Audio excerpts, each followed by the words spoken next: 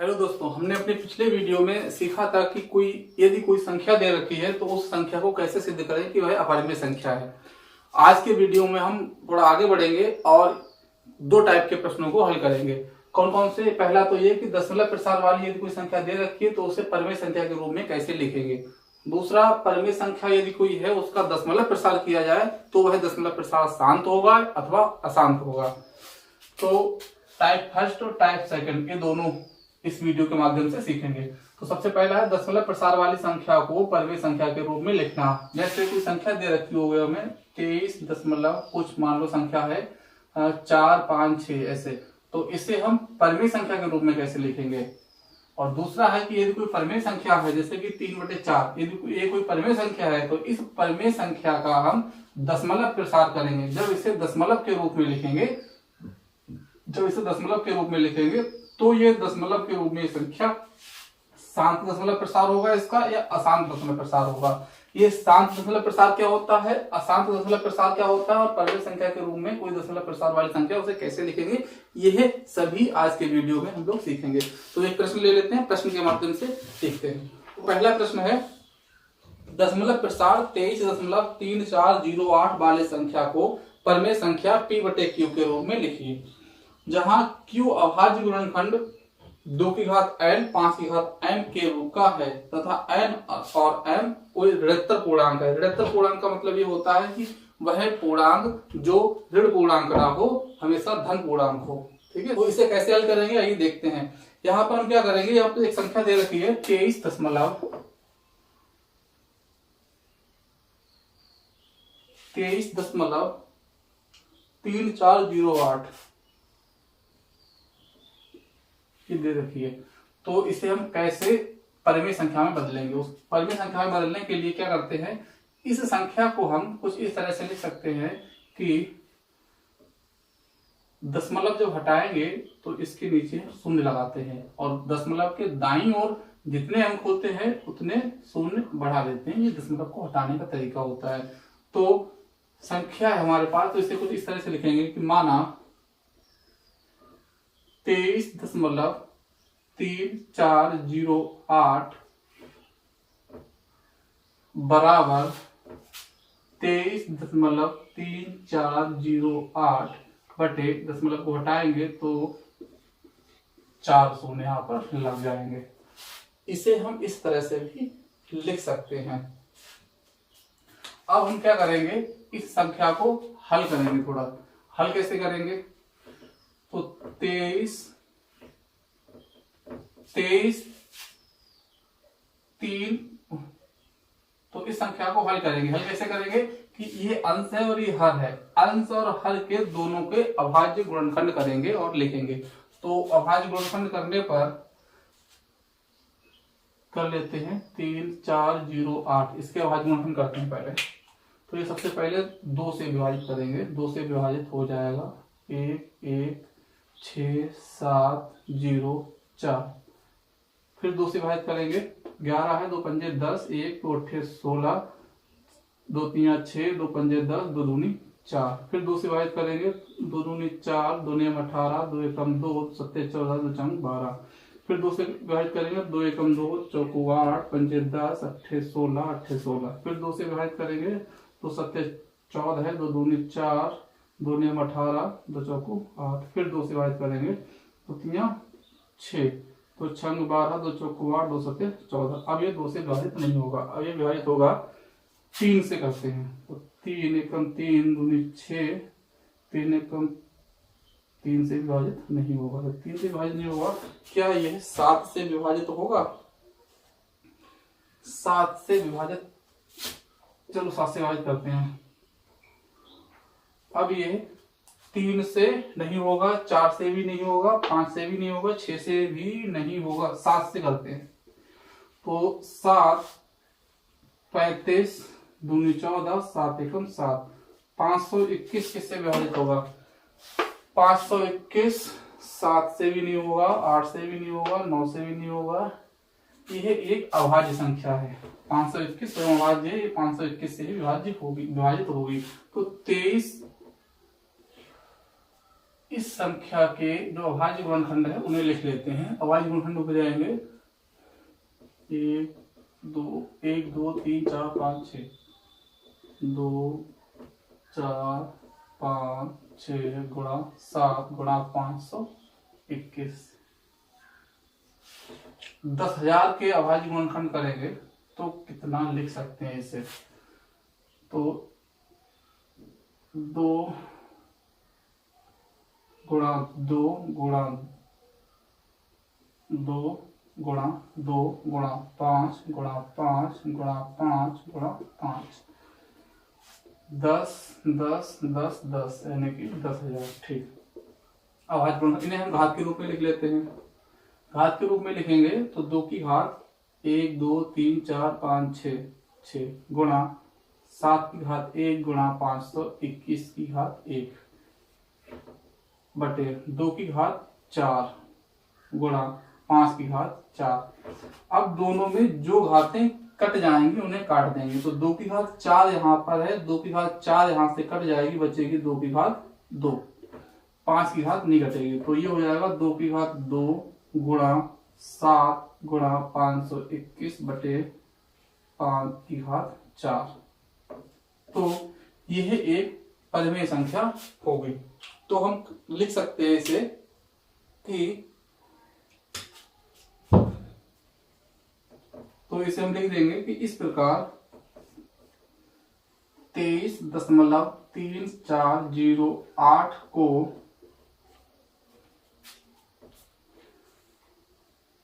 परिमेय संख्या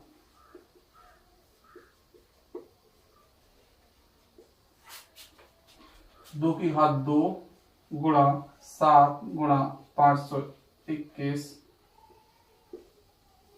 बटे 5 की घात 4 के रूप में लिख सकते हैं।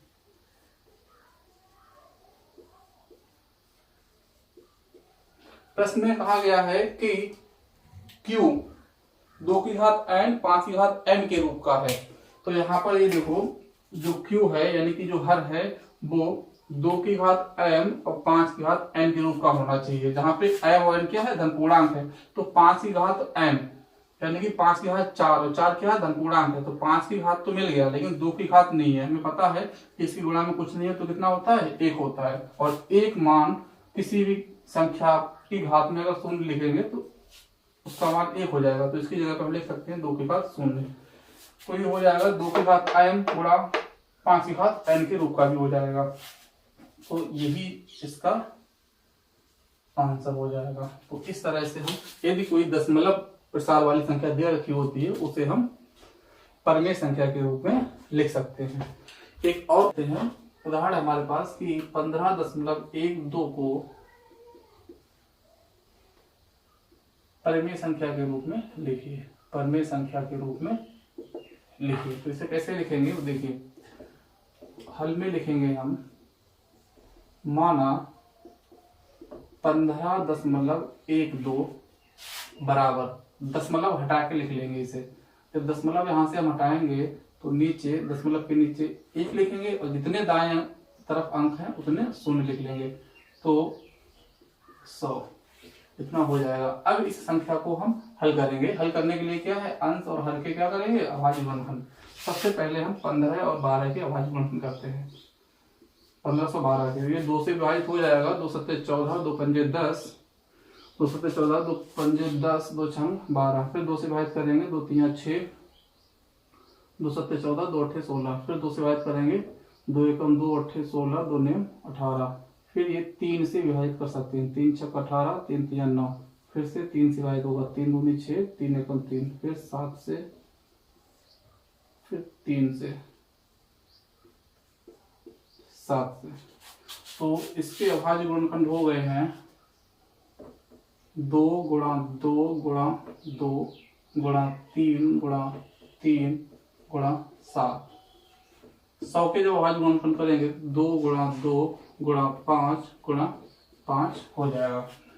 अब इन्हें घात के रूप में लिख लेंगे। तो घाते यहीं पर क्या करें कि जो उभयनिष्ठ हैं दोनों ओर, दोनों तरफ उन्हें हम विभाजित कर देंगे। ये 2 से ये 2 कट जाएगा, ये 2 कट जाएगा। यहाँ पर बचा 2 की घात 1, यहाँ पर हमारे पास 2 की घात 1 गुणा 3 की घात 2 गुणा 7 5 की घात 2। इस प्रकार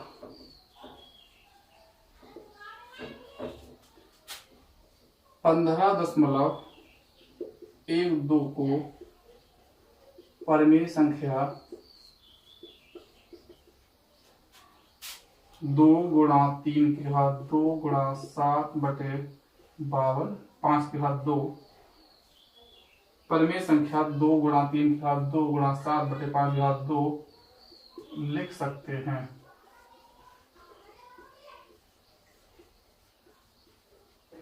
उम्मीद करता हूं इस तरह के प्रश्न अब आसानी से आप लोग कर लेंगे। इस तरह के प्रश्नों को करने के लिए कुछ नहीं करना है, केवल इतना ध्यान देना है कि सबसे पहले दशमलव को हटाएंगे, दशमलव हटाने के बाद अंश और हर दोनों के अभाज्य गुणनखंड करेंगे। अभाज्य गुणनखंड करने के बाद जो उभयनिष्ठ गुणनखंड होंगे अंश और हर में उन्हें हम काट देंगे। काटने के बाद जो बचेंगे उन्हें लिख लेंगे और यही जो संख्या आएगी यही एक परिमेय संख्या होगी। अब हम शांत दशमलव प्रसार एवं अशांत दशमलव प्रसार के बारे में सीखेंगे। सबसे पहले तो हमें पता होना चाहिए कि शांत दशमलव प्रसार कौन सा होता है और अशांत दशमलव प्रसार कौन सा होता है। कुछ दशमलव वाली संख्याएं लिख रहा हूं मैं, जैसे कि 2.456 3.33333 4.120 1200 इस तरह से आगे बढ़ती है, या 1.25।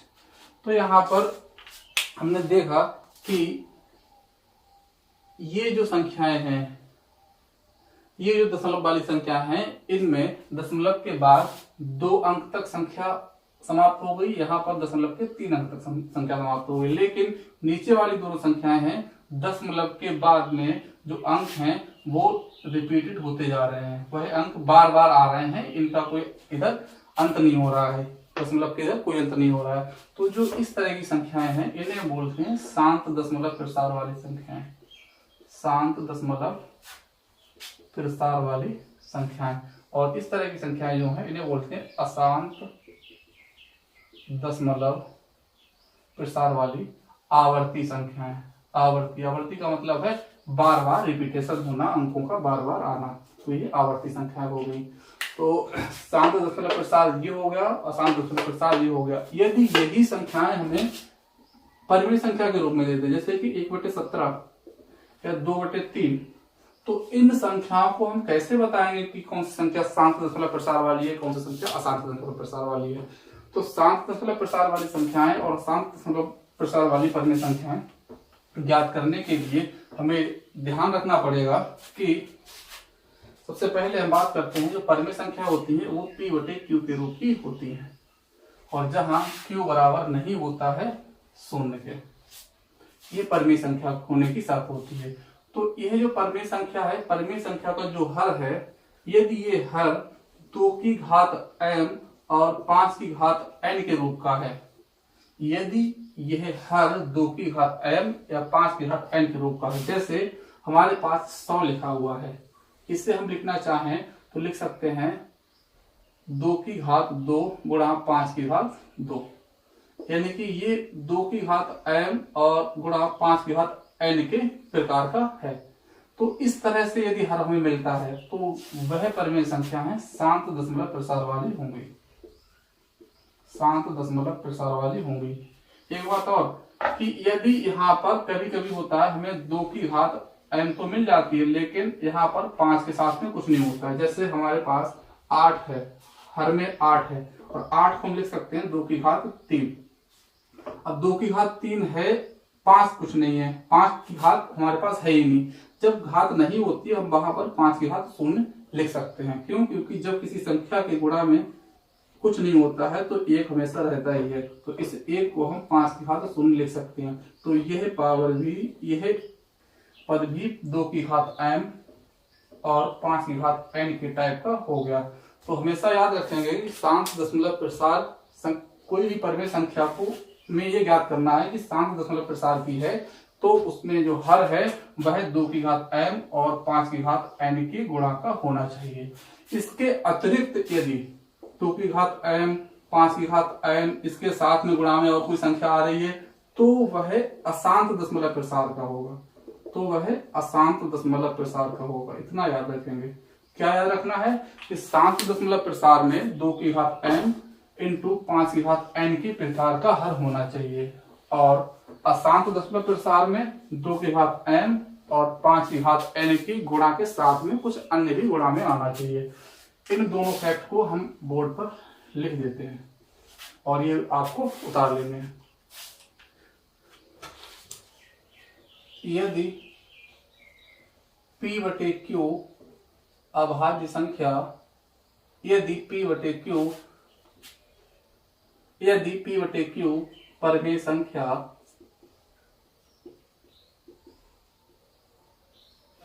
ऐसी है कि Q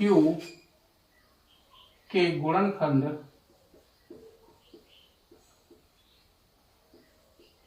2 की घात n गुणा 5 की घात n के प्रकार के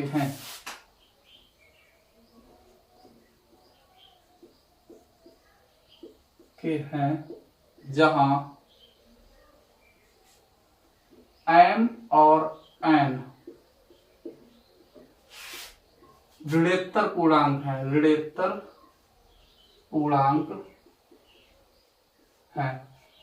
पूर्णांक का मतलब होता है कि जहां पर m और n ऋण पूर्णांक नहीं है। जब ऋण पूर्णांक नहीं होंगे तो m और n की वैल्यू शून्य हो सकती है, 1 2 3 धन पूर्णांक जितने भी हैं वह अनंत तक चलते रहेंगे। m और n की वैल्यू कुछ भी हो सकती है ऋण पूर्णांक को छोड़कर।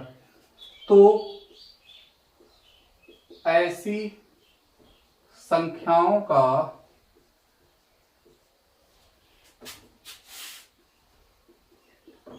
दशमलव प्रसार शांत दशमलव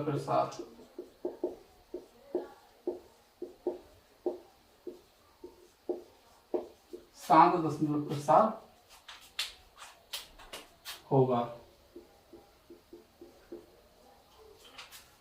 अब अशांत के लिए लिख लेते हैं कि यदि P बटे Q परिमेय संख्या ऐसी है कि Q के गुणनखंड यानी कि हर के गुणनखंड 2 की घात m गुणा 5 की घात n के प्रकार के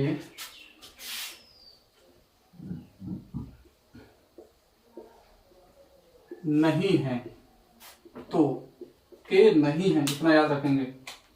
2 की घात m गुणा 5 की घात n के प्रकार के नहीं है, तो संख्या अशांत दशमलव प्रसार अशांत होगी, अशांत और आवर्ती होगी। आवर्ती का मतलब है कि जो दशमलव के बाद वाले अंक हैं जो बार बार रिपीट होंगे, अशांत आवर्ती दशमलव प्रसार की होगी। तो संख्या अशांत आवर्ती दशमलव प्रसार की होगी। ये 2 बातें याद रखनी है और जितने भी प्रश्न होंगे वो हो जाएंगे। प्रश्न है कि जांच कीजिए कि परिमेय संख्या 1/17 का दशमलव प्रसार शांत है या अशांत है। तो प्रश्न है 1/17 हमारे पास एक परिमेय संख्या है, तो इसका बताना है कि यह शांत दशमलव प्रसार वाली संख्या है या अशांत दशमलव प्रसार वाली संख्या है। तो कैसे लिखेंगे, हल कैसे करेंगे, हल लिखेंगे। हल क्या है कि 1/17 हमारा लिख लेंगे दी गई संख्या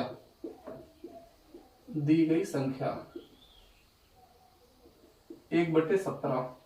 तो इसे हम लिख सकते हैं 1/17 की घात 1।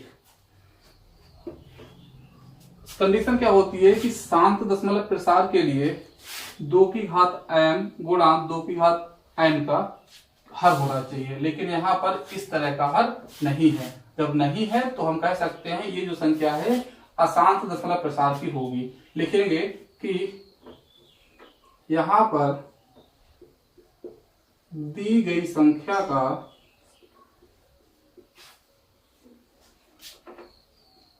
हर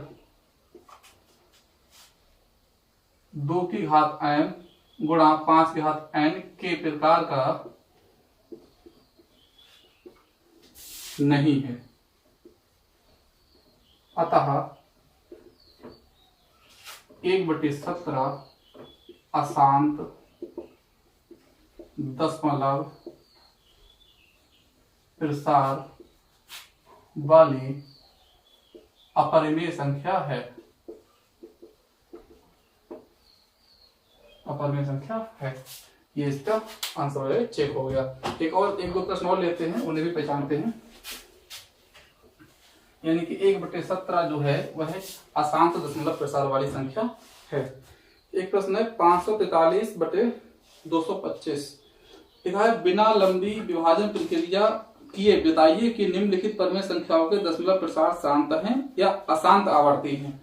तो पहला प्रश्न है 543/225। 543/225। हमें बताना है कि ये जो परिमेय संख्या दे रखी है शांत दशमलव प्रसार की है या अशांत आवर्ती दशमलव प्रसार की है। तो इसे ज्ञात करने के लिए सबसे पहले जो हर है इसके हम गुणनखंड करते हैं। तो गुणनखंड करेंगे, सबसे पहले विभाजित होगा 3 से। 3 सत्ते 21, 3 पंजे 15, फिर 3 से 3 दूनी 6, 3 पंजे 15। 5 से कर सकते हैं विभाजित और 5 एकम 5। तो यहाँ पर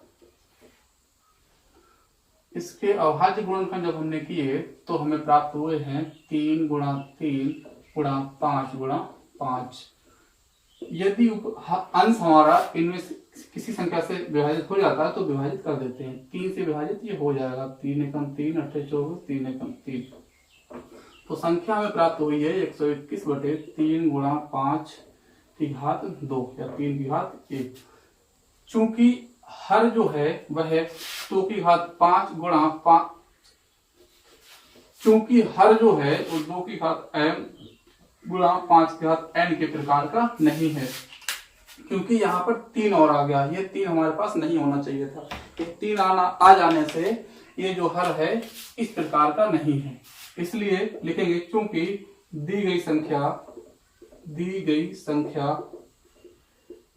के हर के अभाज्य गुणनखंड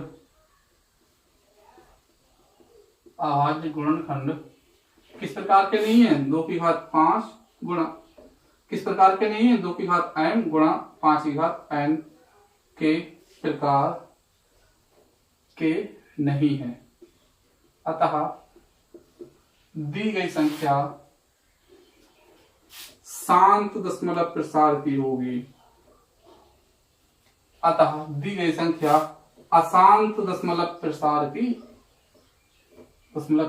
की होगी।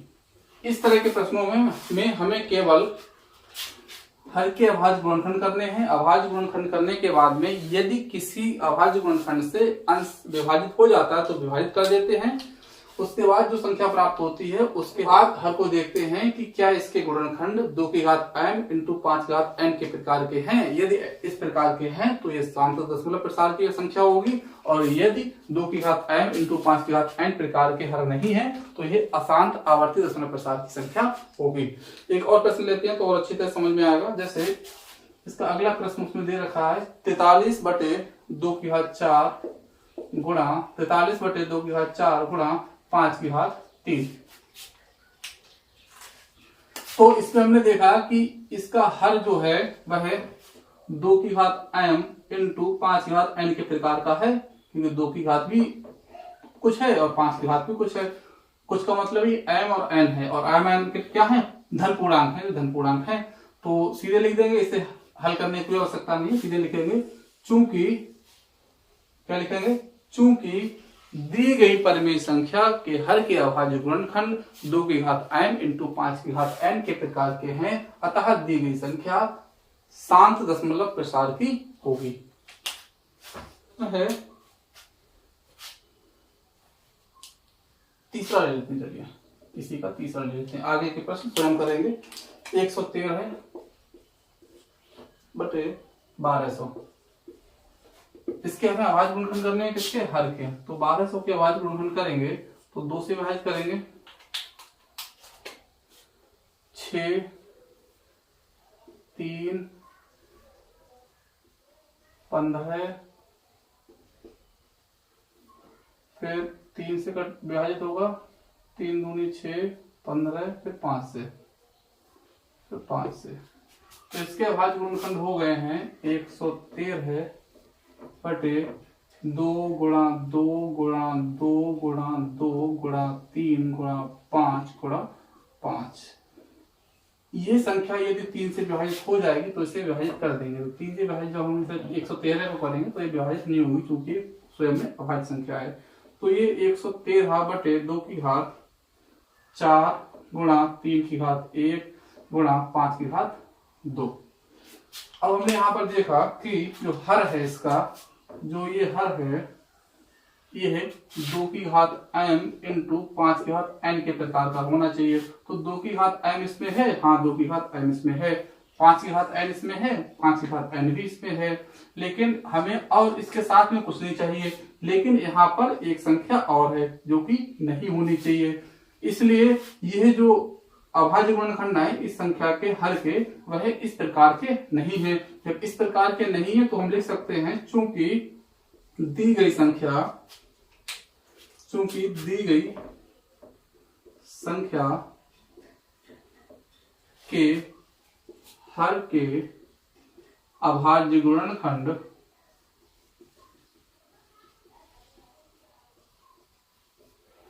दो की घात m इंटू 5 की घात n के प्रकार के